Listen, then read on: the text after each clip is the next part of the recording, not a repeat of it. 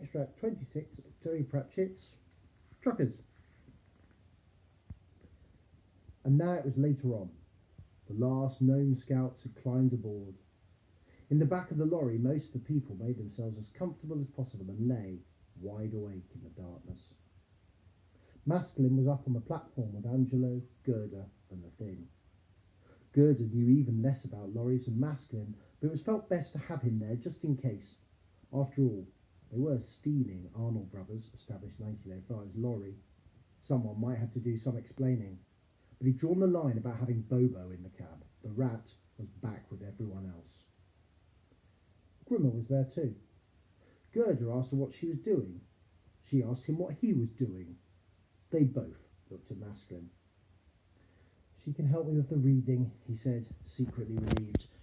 He wasn't, despite lots of effort.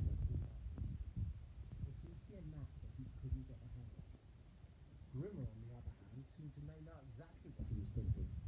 If her brain was exploding, it was doing it in unnoticeable ways. She nodded smugly and propped the highway code open in front of him.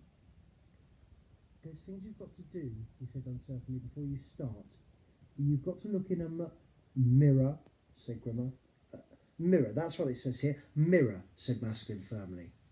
He looked inquiringly at Angelo, who shrugged. I don't know anything about that, he said. My driver used to look at it, but I don't know why. Do you have to look for anything special in this mirror? I mean, perhaps you better make a face in it or something, said Masklin. Whatever it is, we'd better do things properly, said Gerda firmly. He pointed. There's a mirror up there, near the ceiling. Daft place to put it, said Masklin. He managed to hook it with a grapnel and after some effort pulled himself up to it. Can you see anything? Gerda called out. Just me.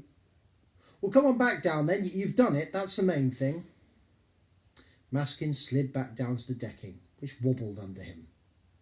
Grimmer peered back again at the code. Then you've got to signal your intentions, she said. Well, that's clear anyway. Signaller. One of Dorcas's assistants stepped forward a bit uncertainly, holding his 2 white flags carefully downwards. Yes, sir, ma'am, he said. Tell Dorcas, Grimmer looked at the others, tell him we're ready to start.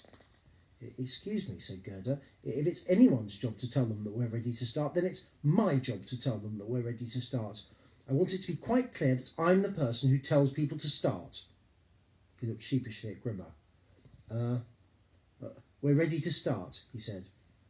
Right you are, ma'am. The signaller waved his arms briefly.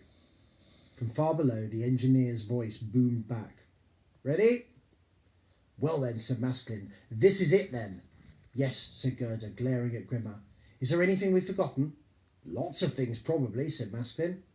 Well, it's too late now at any rate, said Gerda. Yes, yes, right then, right! They stood in silence for a moment. Shall you give the order or shall I? Said Masklin. I was wondering whether we should ask Arnold Brothers, established 1905, to watch over us and keep us safe, said Gerda.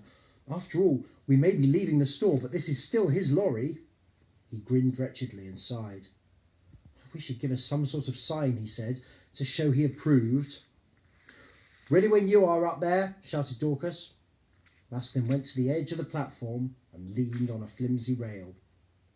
The whole of the floor of the cab was covered in gnomes, holding ropes in readiness or waiting by their levers and pulleys. They stood in absolute silence in the shadows, but every face was turned upwards, so that Masklin looked down at a sea of frightened and excited blobs. He waved his hand.